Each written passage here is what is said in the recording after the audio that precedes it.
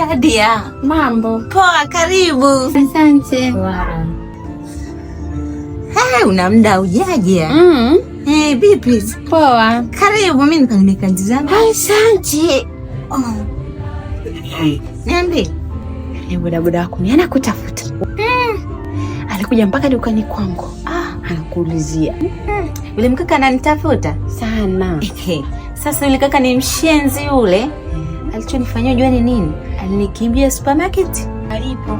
Watu wasikweli nikaona sitaki anipakie kabisa. Yaani yeye anadhani kama nakasika. Mimi najua yule kaka ananipenda. Ila na mpango kazi. Nitamchuna hivyo vile vya boda. Leo bana mtoto kanipigia simu. Bana njoo nifuate kazini kwangu hapa. Mimi nikasema afadhali leo nimepigiwa simu. Mimi bila kuchelewa bana nikawasha chuma.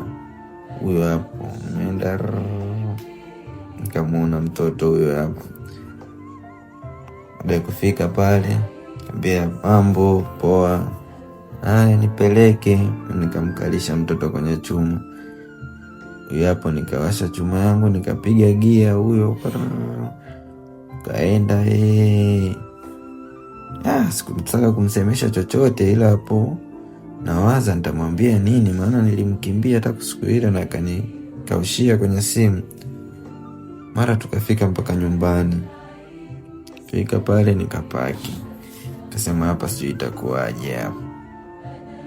Akaniambia vipi unadai shilingi ngapi?